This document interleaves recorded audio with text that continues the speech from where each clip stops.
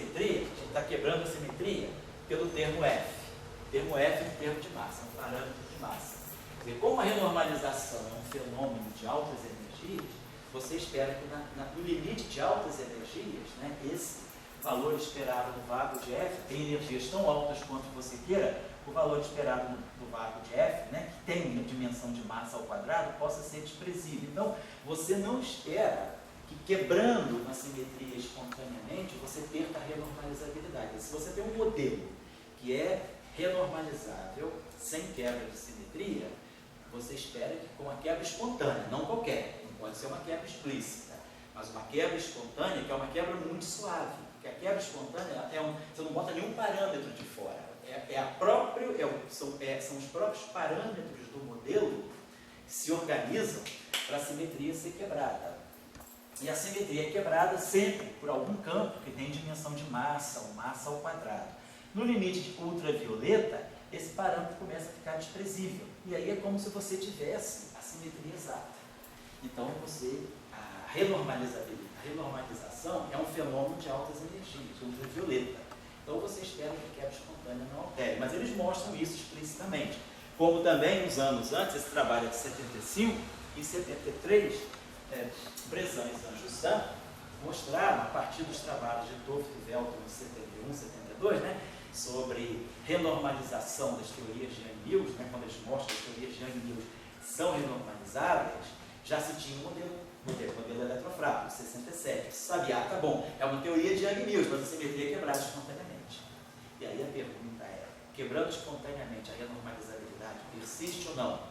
E aí, Brezan e Sanjussan tem dois trabalhos, são três trabalhos, na verdade, são três trabalhos que eles publicam no Physical Review, um em seguida do outro, é o 1, o 2 e o 3, em que eles mostram que mesmo com a quebra espontânea de simetria, a renormalizabilidade não é perdida.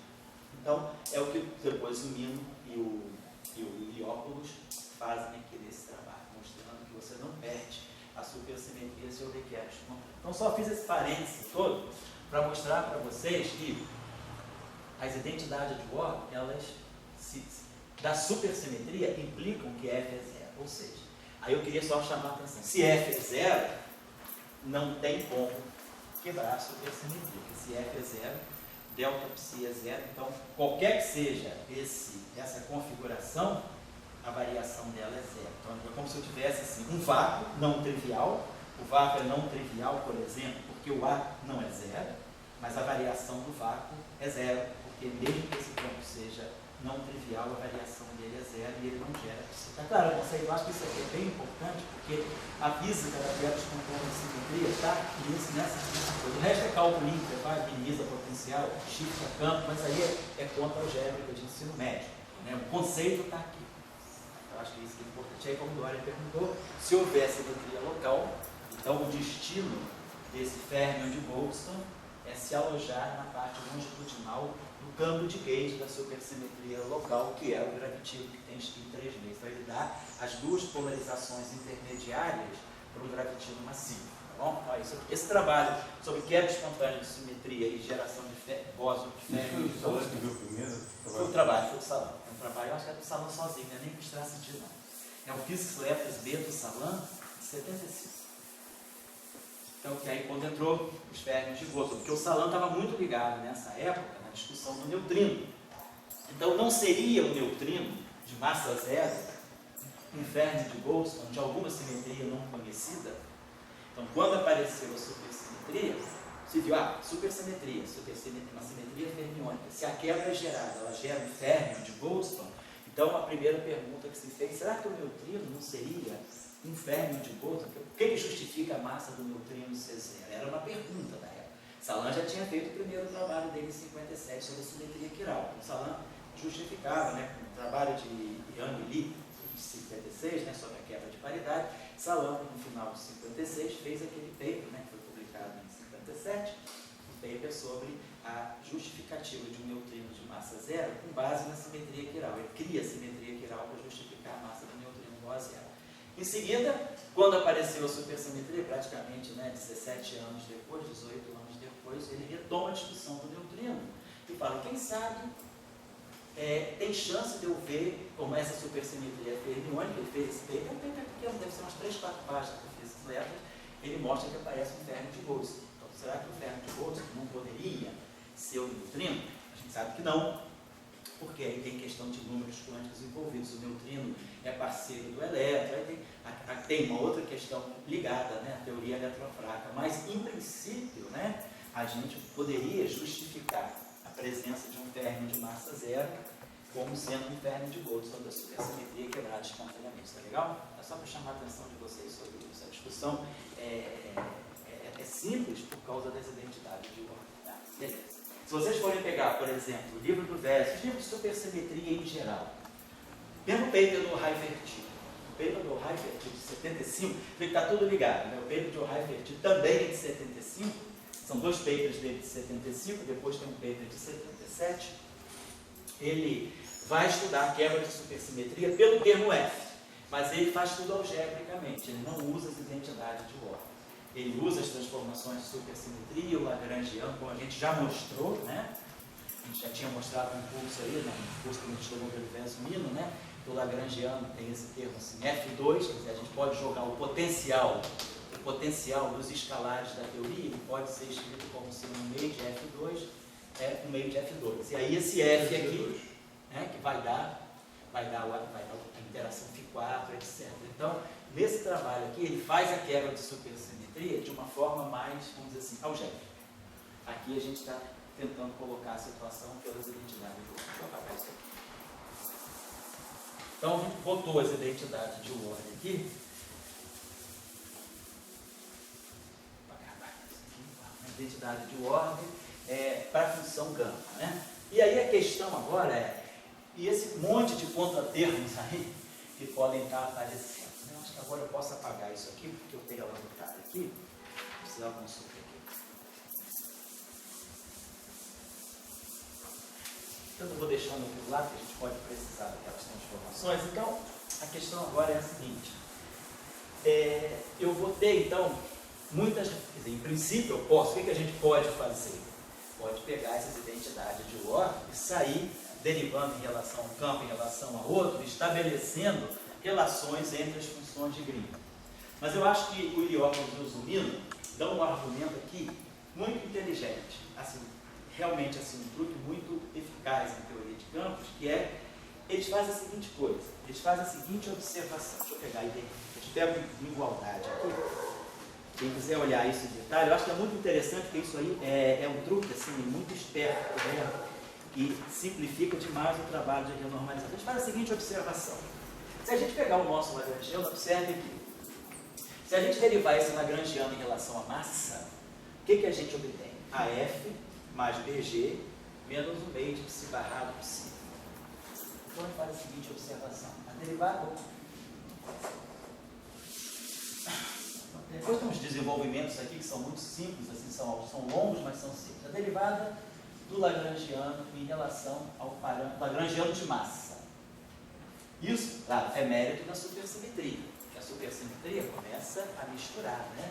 Ela começa a fixar, degenerar os parâmetros e fazer o número de parâmetros ficar mínimo. Então, se eu derivar esse Lagrangiano aqui em relação à massa, eu vou obter AF mais BG menos o meio de psi barrado psi.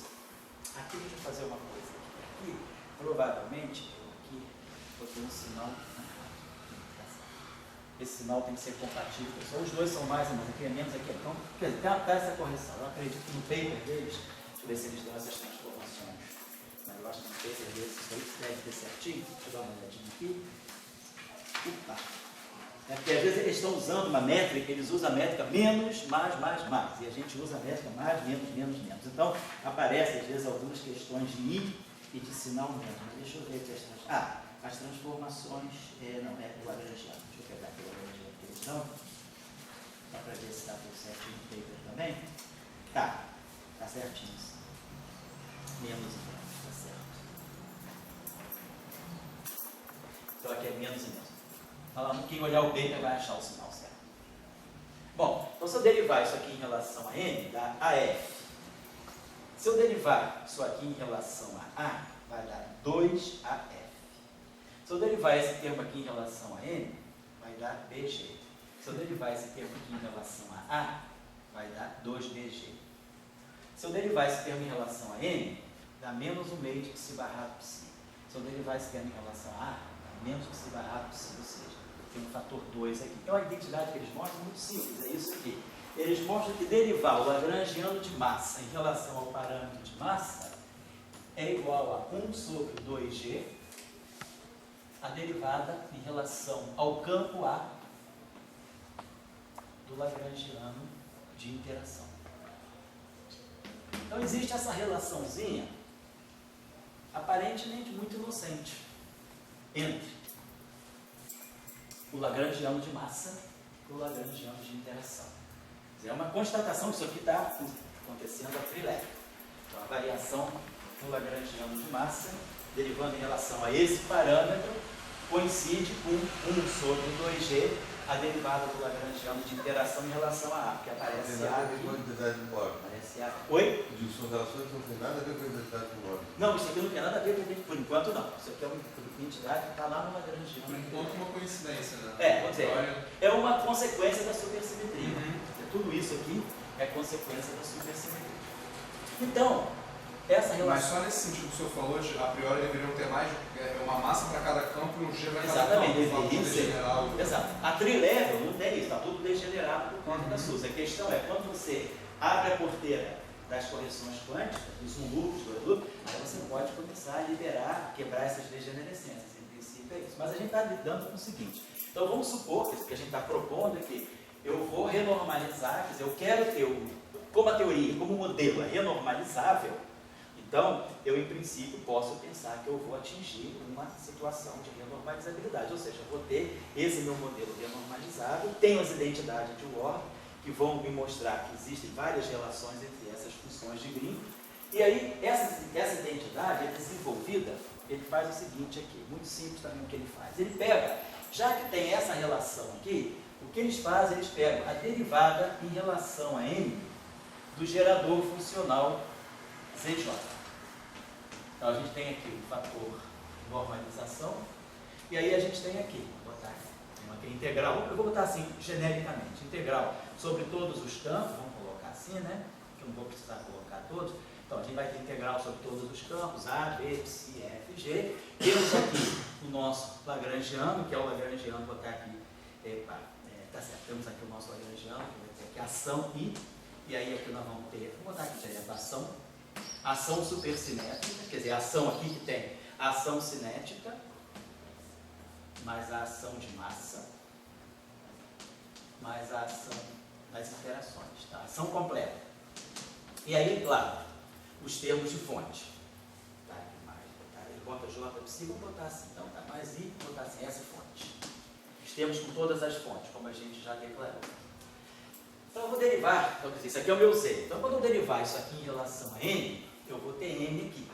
Então quando eu derivar essa exponencial aqui, eu vou derivada da exponencial e a própria exponencial vezes a derivada da ação de N em relação a N, né?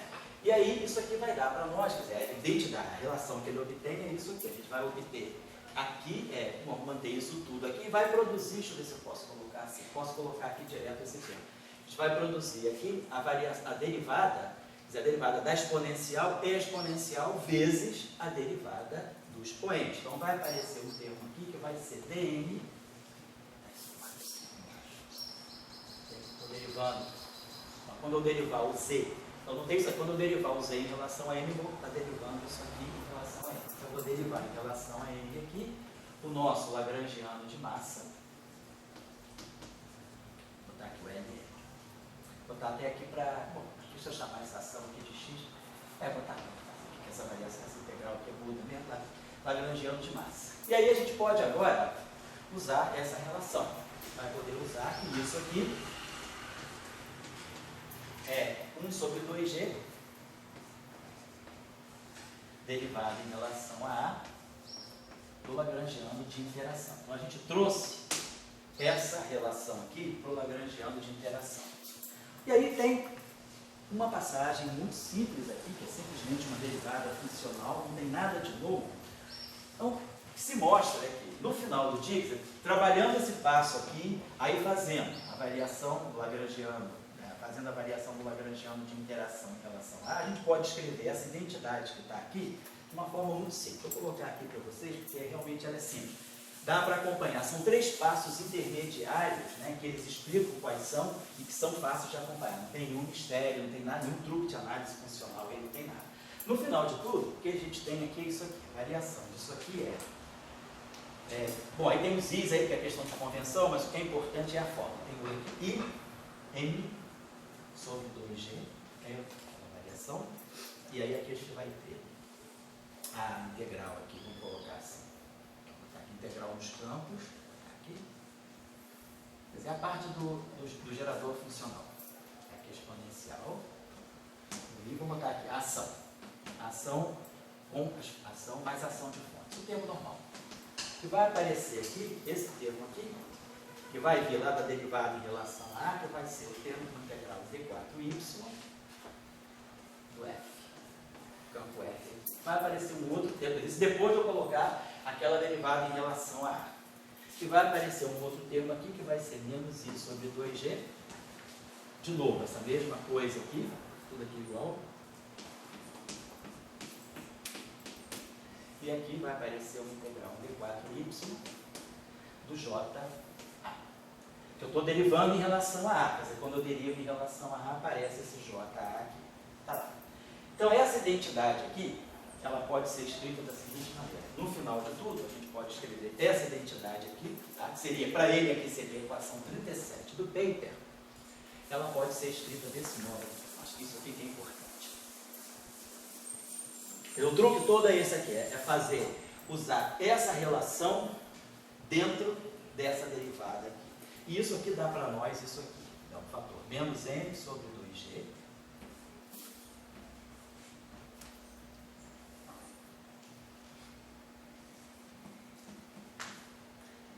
Derivada de z, de j,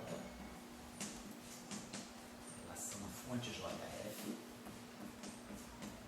Simplifica para isso aqui. Menos i sobre 2g.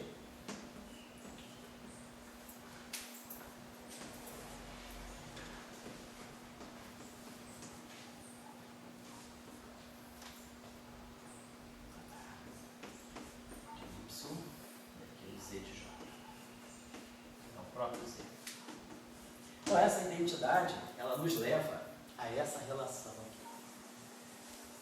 Claro, essa relação aqui, quer dizer, dz, né? Se eu agora posso dividir isso por z, eu vou estar ganhando a derivada do logaritmo, que é justamente a função w. Então, imediatamente, essa relação aqui se converte nessa relação aqui para o gerador funcional w. Lembrando, né, que w é exponencial de z.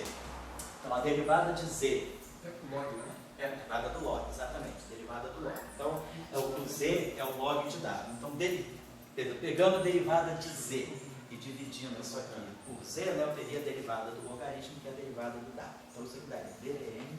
Professor, Oi? está ao contrário a minha relação. Oi? Ah, é o contrário. É o contrário, explicado. Nós fazemos. Minhas notas eu botei o contrário, mas aqui está certo. O que eu estou usando aqui na aula é isso aqui. O z é igual a e elevado em w. Obrigado. Então, se a gente faz a derivada de z, né, sobre z, a gente está a derivada de z, a derivada de w, né, vezes a exponencial de derivada de z por z, obtém aqui o w. Obrigado. Então, aqui a gente tem a identidade para geração, para os geradores conexos. Né? Então, vai dar essa relação aqui, menos m sobre 2g. Aqui fica a mesma coisa.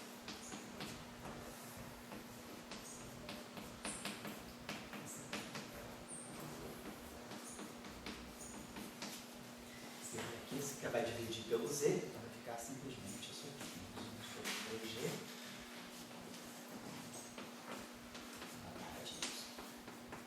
E aí, finalmente, eu vou para as funções de Green Factor Reduce. Vou apagar isso aqui de cima, e aí a gente vai para as funções de Green Factor Reduce, só para fazer a passagem dos 3 funcionais. Começa com z, passa por w e vai para o gama, como a gente tem sempre feito. E aí a derivada de m de gama, né, vai ser... Aí agora o gama é a função dos campos clássicos, né, não mais função das fontes. Então aqui a gente vai ter menos m sobre 2g, integral aqui de f, que aí a gente sabe, dw dj é o f. E aqui mais 1 sobre 2g. derivada do gama. A gente sabe que o J é menos a derivada do gama em relação ao campo. Né?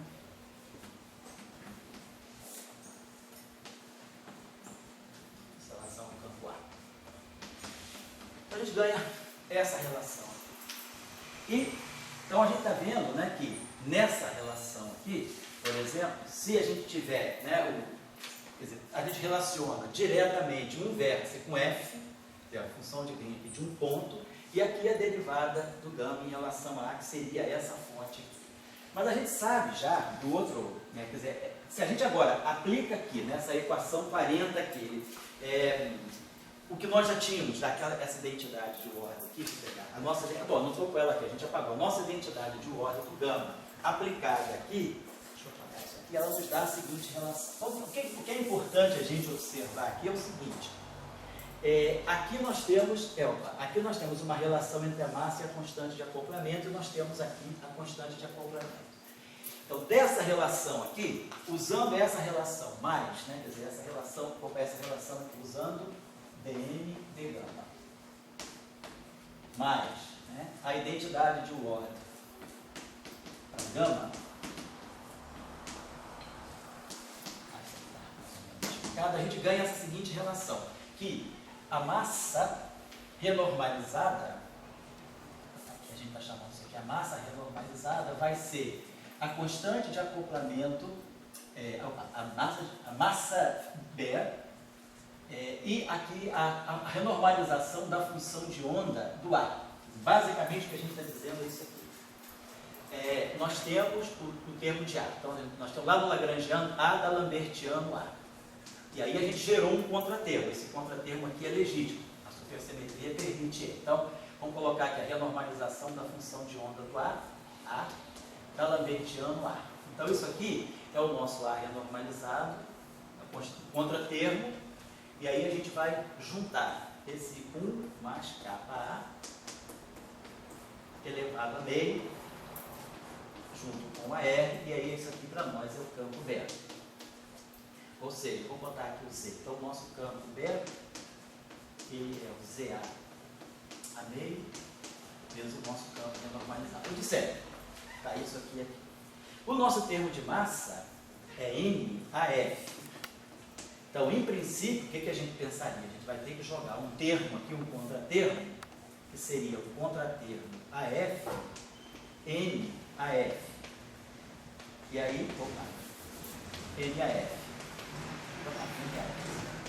E aí a gente teria que juntar esse, quer dizer, na verdade, esse contratermo aqui, ele iria fazer uma renormalização independente da massa.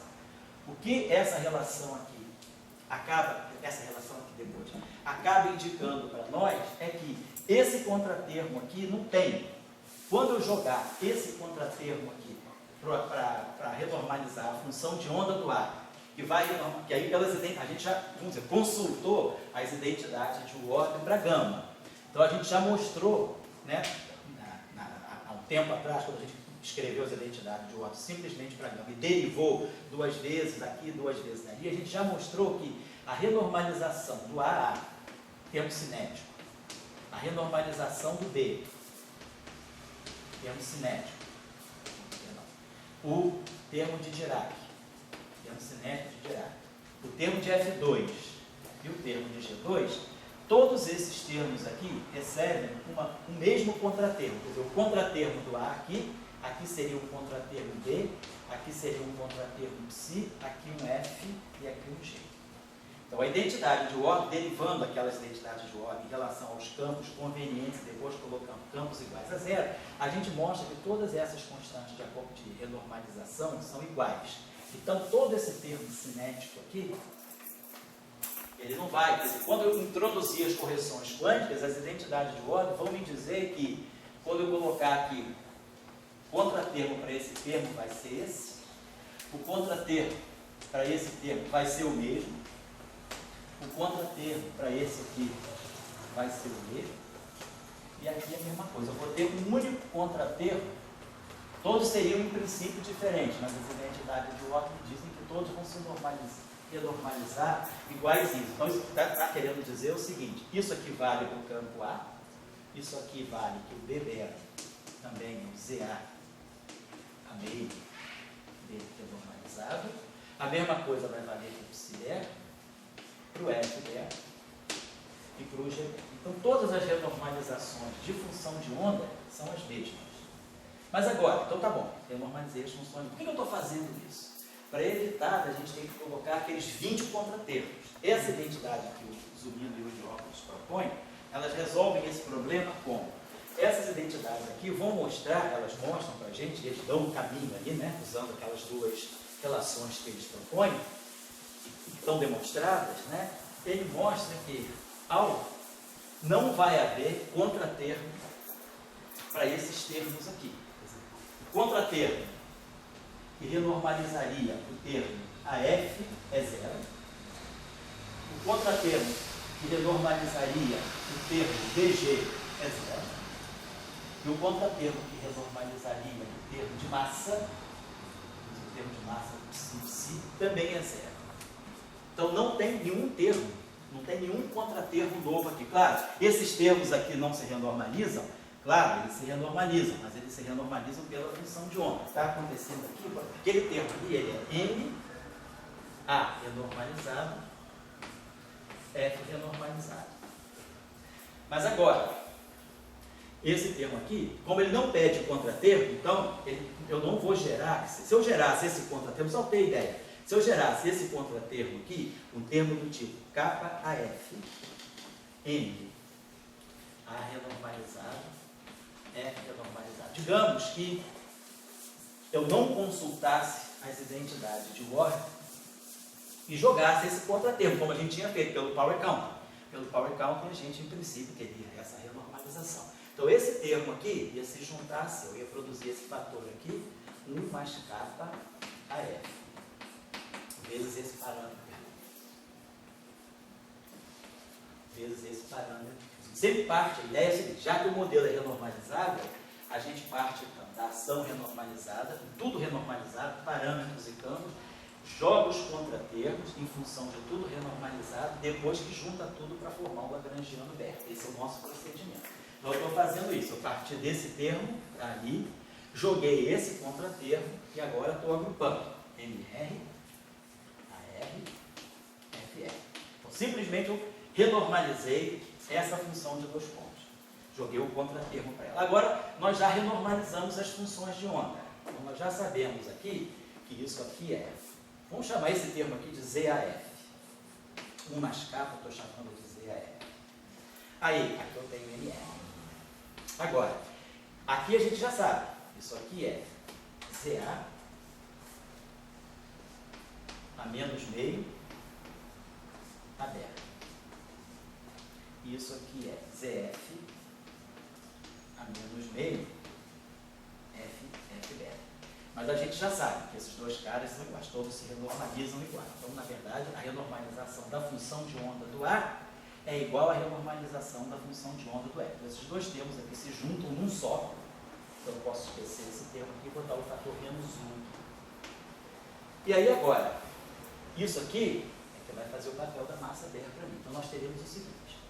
Nós teremos uma renormalização independente, induzida por essa função de dois pontos, a renormalização da função de onda do A, e aqui o N renormalizado. Então, em princípio, eu teria uma renormalização independente para a massa que viria daqui. Mas o que essa identidade aqui mostra, né, como eles demonstram ali? Que esse termo aqui não tem. CAF é 1, porque esse termo aqui é 0. Mas a identidade de ordem estão mostrando para nós que isso aqui é 0. Então esse termo aqui não tem. Então, para eu renormalizar a massa, basta, na verdade, eu renormalizar a função de onda. O que isso está dizendo? Você tem que agora andar. Eu vou acabar daqui a pouco também, eu vou acabar um pouco antes de uma hora. Então, quer dizer, quando nós jogamos, quando a gente renormaliza as funções de onda e já encontra os contratermos da função de onda, automaticamente a massa já vai estar renormalizada aí. Então, a gente já tem essa renormalização da massa induzida só pela função de onda. Então, isso vai acontecer aqui, vai acontecer. O kappa AF é 0, o kappa BG é 0, o kappa psi é 0.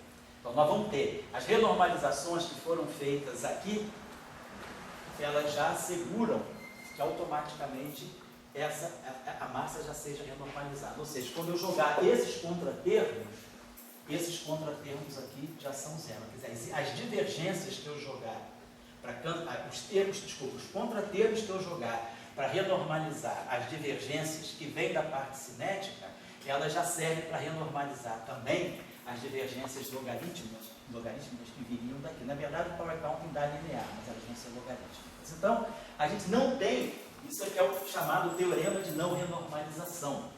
No modelo de Veso-Mino, em geral, nas supersimetrias, né, estou falando ainda sem teoria de gauge, né, o setor de matéria,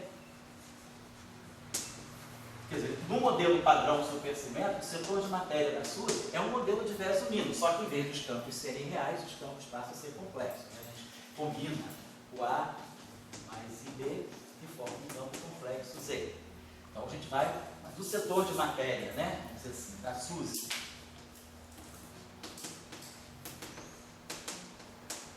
N igual a 1, 4 dimensões, ela não renormaliza a massa. Quer dizer, a massa se renormaliza, sim, mas pela constante, pela função de onda. Ela não pede uma renormalizabilidade independente. Então não há, vamos dizer assim, melhor dizer, não há contratermo de massa. Então isso é o que a gente chama de não renormalização. Não renormalização, teorema de não renormalização. É o primeiro teorema. Primeiro teorema de não renormalização. Que é a não renormalização da massa. Então, a renormalização da massa, ela se dá aqui pela função de onda. Então, seria A menos 1 e a massa renormalizada. Não tem contratermo. Então, daqueles contratermos todos que a gente estava gerando, a gente já tinha 10 contratermos de termo cinético, mais 7 contratermos, 10 contratermos de função de 2 pontos. Então, daqueles 10 contratermos de função de 2 pontos, a gente vê que só tem um. A supersimetria me diz que um único contratermo é comum a todo mundo. Todos se renormalizam da mesma forma. Então, daqueles 10, a gente cai para 1. E automaticamente a massa está renormalizada. Depois, daqueles contratermos, né, que a gente teria de função de 3 pontos. Então a gente tinha as funções de 2 pontos, eram 10, depois as funções de 3 pontos, se não me engano, eram 7, né? A gente não tinha, não é isso? Você tinha aqueles todos ali. Então, todos esses contratermos aqui, da função de 3 pontos, aqui é 3 pontos, aqui é 3 pontos, todos aqui é 3 pontos, aqui tudo aqui é 3 pontos. Então, todos esses contratermos para as funções de 3 pontos também são iguais a zero. Não tem contratermo para essas funções de 3 pontos. Então, por exemplo, se a gente pegar esse termo aqui, G renormalizado, A renormalizado ao quadrado, F renormalizado. Então, em princípio, o que a gente faz? A gente joga o contratermo para esse vértice. Vamos chamar assim, contratermo para o vértice A2F. Então, a gente jogaria esse contratermo para esse vértice. Então a gente juntaria esse 1 com esse kf ao quadrado, vamos chamar isso aqui de um Z a 2F. É 1 mais kf. Então eu geraria esse termo original mais o contratermo correspondente. Então isso tudo aqui estaria me dando aqui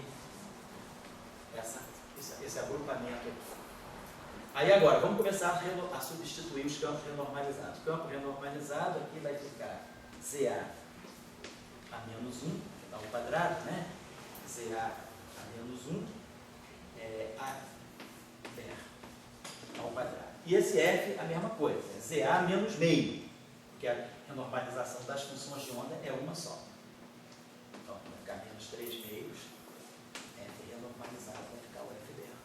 Então, a gente, em princípio, aqui, a gente teria que isso aqui seria a renormalização da função de onda. Teria um GBR, que teria a renormalização do vértice,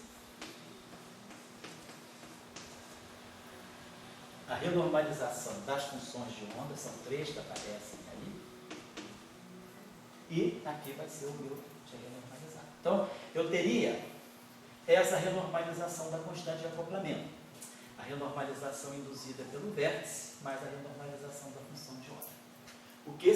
O segundo teorema de não renormalização, que sai aqui da manipulação das identidades de ordem, é dizer também que esse Z1, ou seja, o kappa, a F, que eu tinha colocado aqui, é zero. Então, a gente tem um segundo teorema de não renormalização, que diz que a renormalização da função da constante de acoplamento, ela se faz também só pela função de onda.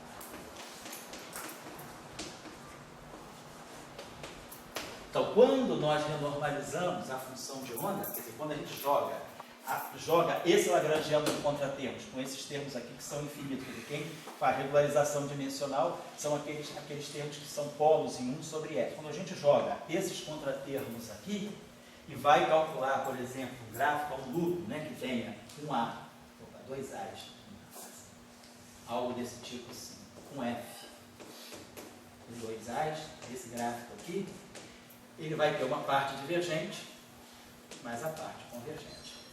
Então, a parte divergente desse gráfico aqui, ela é automaticamente cancelada pela parte de divergência desse gráfico aqui. Por quê?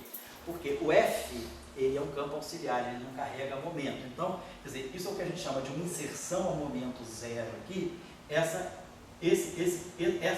função de Green aqui, o perigo que ela poderia correr de gerar um contratermo independente é se esse termo F aqui, esse campo F aqui, tivesse alguma derivada. Mas pela identidade de ordem, a gente vai ver que esse contratermo que aparece aqui, ele já aparece com a derivada certa para que o F, né, jogando esse contratermo aqui, esse infinito aqui, fique igual àquele lá. Ou seja, não existe um contratermo independente, está tudo ligado à função de ordem.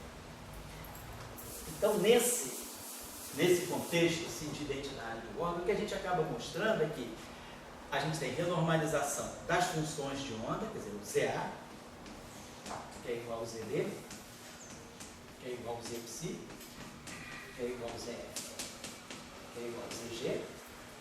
Não tem contratermo de massa. Então, a massa não tem uma renormalização independente. Dizer que a massa não é renormalizada, não. Ela é renormalizada, mas pela função de onda. Ela não tem uma renormalização independente. E a mesma coisa, as interações, quer dizer, os vértices.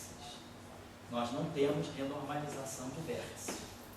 Então, isso, se não tem renormalização de vértice, a constante de acoplamento se normaliza, mas também pelas funções de onda. E a renormalização da função de onda é logarítmica. Então, a gente só tem uma renormalização logarítmica no modelo de Dress-Unino. A renormalização de massa seria quadrática, né? Por exemplo, aquele termo, né? 4 menos EA. O termo em AA seria quadrático. Ele não existe, essa renormalização não existe. Está tudo aqui. Então, é isso que garante aquilo que nós chamamos de naturalidade. O problema das teorias de unificação, a própria teoria eletrofraca, é que nós temos um Higgs, um escalar. O escalar, quando ele recebe a renormalização da massa, né? Esse termo aqui é do tipo φ estar φ. Essa divergência é quadrática, como sempre, 4 menos é φ. Então, a divergência da função de Green de dois pontos do escalar ela é quadrática. Mas como o termo de massa do escalar é um termo invariante de Gauge por si só, não tem como a identidade de ordem reduzir essa divergência. Ela é quadrática, ela fica quadrática. E aí a gente tem uma renormalização que pode fazer aquilo que a gente chama de quebra da naturalidade, que gera, então, a quebra da hierarquia de Gauge nas teorias unificadas. Com supersimetria, a situação mudou drasticamente, porque mesmo que eu tenha escalares massivos, que nós temos ali, esses escalares massivos não pedem renormalização. Então, eu perco aquela renormalização quadrática da massa, e a massa se renormaliza só logaritmicamente, pela função de onda. Então, a gente resolve o problema da naturalidade, porque a gente gera uma correção que não é muito longa. Imagina que você tem um modelo fixado a uma certa energia. quando você gera a renormalização quadrática, você vai pegar isso aqui, o cutoff ao quadrado. Então você vai para um regime muito mais alto. A renormalização ela te leva para uma escala muito mais alta. Então, se você imagina uma escala de Planck, 10 a 19, isso vai te mandar para uma escala, vamos dizer, de 10 a 2 para 10 a 19. Mas se você tem um logaritmo, né, o logaritmo de 10 a 19 simplesmente é aproximadamente 19.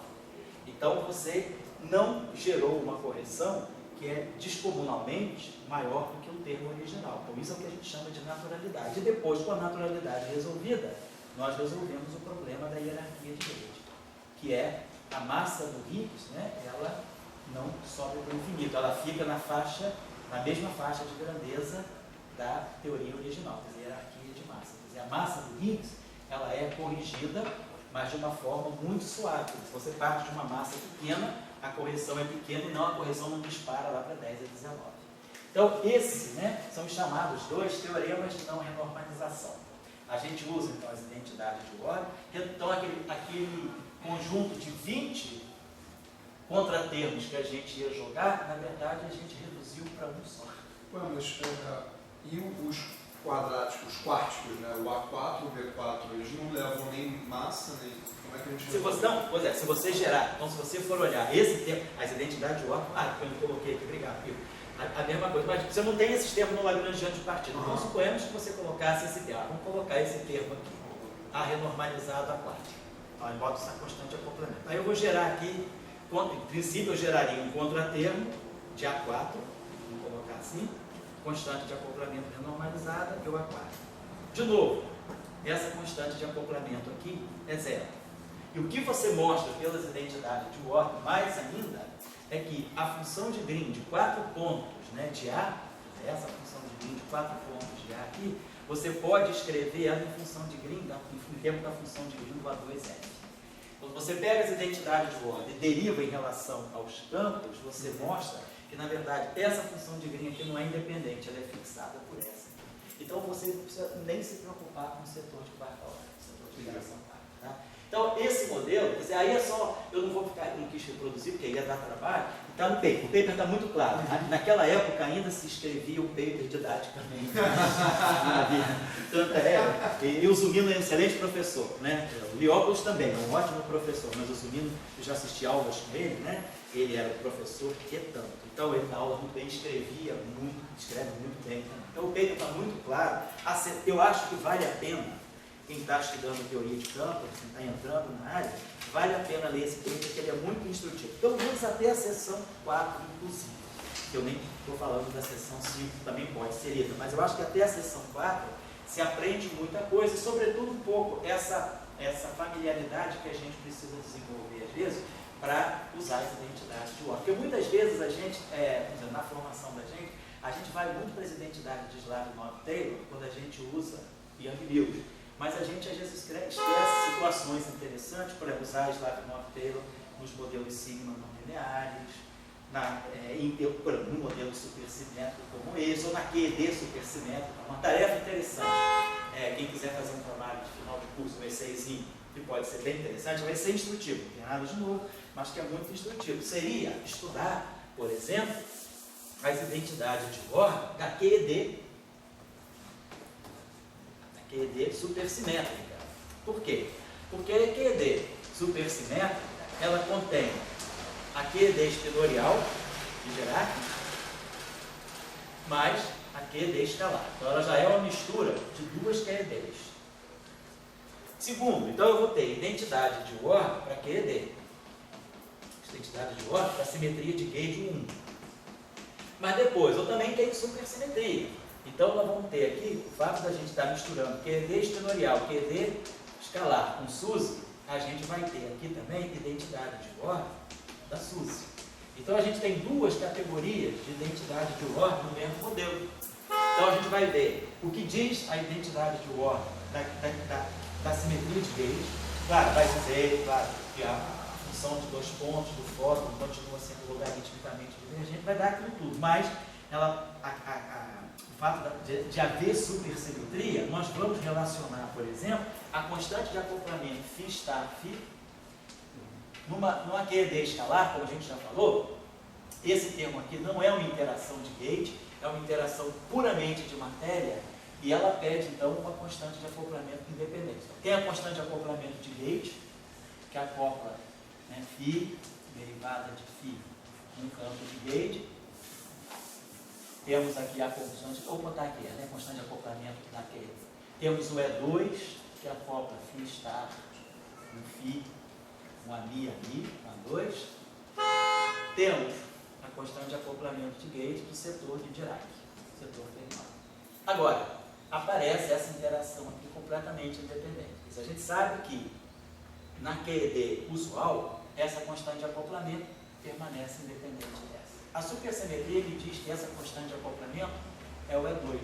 Então, apesar desse ser aqui um acoplamento puramente de matéria, a constante de acoplamento é a de Gauge. Então, a supersimetria impõe que só haja uma constante de acoplamento, que é a de Gauge. Agora a questão é, quando eu vou jogar os contratermos, será que eu não poderia induzir aqui um contratermo que desbalanceasse isso? Quer dizer, o contratermo daqui é diferente desse. Então, no caso da QED espinorial junto com a QED escalar, num ambiente, né, num cenário de supersimetria, as identidades de ordem da supersimetria vão dizer que a supersimetria impõe que todas essas constantes de acoplamento se renormalizem igualmente. E aí tem uma diferença. A constante de acoplamento de Gauge, na supersimetria, ela pede uma renormalização independente. Não tem um teorema de não renormalização. O teorema de não renormalização das teorias supersimétricas, ele está no setor de matéria. Então, a massa da matéria não é renormalizada e as autointerações da matéria não são renormalizadas de forma independente, somente via função de onda. No caso das teorias de Gauge, as constantes de acoplamento de Gauge, elas pedem uma renormalização independente. Então, no caso da QED supersimétrica, não basta renormalizar a função de onda. Eu tenho que também renormalizar o vértice, e o vértice vai induzir uma renormalização da constante de acoplamento. Depois, sim, é que a supersimetria, como a gente falou, depois sim a identidade de Ward, como nós sabemos, né? Lá na QED, por exemplo, ela diz que a renormalização da constante de acoplamento seria a renormalização do vértice, a renormalização da função de onda do fóton e a renormalização da função de onda do Fermi. Então, aí sim, a identidade de órgãos 1, ela me diz que isso aqui é igual a isso. Então, isso aqui, perdão, isso aqui é igual a isso. ZV, aqui está ZV ali. ZV é igual a ZPsi. Então, a renormalização do vértice, ela cancela a renormalização da função de onda do Fermi. E aí, quem renormaliza a carga no fundo é só a renormalização da função de onda do fóton. Então, isso aqui é algo que acontece aqui por causa da simetria de Gauge. Essa simetria aqui. Mas a supersimetria, por exemplo, ela não impede que essa constante seja renormalizada. Então, nós não temos um teorema de não renormalização. O teorema de não renormalização, ele está só aqui no setor de matéria. A massa da matéria e as constantes de acoplamento da matéria com a matéria mesmo, elas não se renormalizam. Mas é um bom exercício, porque aí agora quem quiser mexer, ou então se quiser fazer algo mais assim, exótico um pouquinho, ao invés de renormalizar QED, renormaliza, por exemplo, uma teoria de Young-Mills supersimétrica. A gente pode pegar super Young-Mills. Né? E aí a gente vai ter também duas categorias de identidade de Slavnov, de identidade de ordem. A gente vai ter essa identidade de ordem da supersimetria, que a supersimetria, vamos dizer assim, é abeliana, um parâmetro, né, só. E as identidades de ordem, que nesse caso vira a identidade de Slavnov-Taylor, vamos dizer, um SUN. Se a gente fizer um super Young-Mills SUN. Então, a gente está estudando duas categorias de identidade de ordem no mesmo modelo. Pode ser interessante, quer dizer, um bom exercício para quem está querendo aprender um pouquinho melhor a normalização teoreticamente, certo? Então, eu recomendo a vocês, né, esse paper aqui, que é o paper do Iliopoulos Unidos, da época, o melhor paper. Tem um outro paper anterior do Zumido, Iliopoulos com Ferrara, mas eu acho que esse paper aqui é mais didático. Então, ele dá toda o mapa também. Eu acho que tem uns truques que a gente lendo o paper, vocês vão vendo, que eu acho que são instrutivos também para quem está aprendendo na área, tá bom? Então, eu vou deixar por hoje aí, que mais tempo a gente vê o paper. São 15 para 1. Ah, então tá. Uma hora tá bom. Então, agora, o nosso próximo ponto é supersimetria, né? Também a gente está mexendo um pouco com... A gente está supersimetria, agora a gente está onde? Tá no modelo da super. Agora é super tá certo. Então tá bom, pessoal. Então é isso. Tá, obrigado pela atenção. Professor.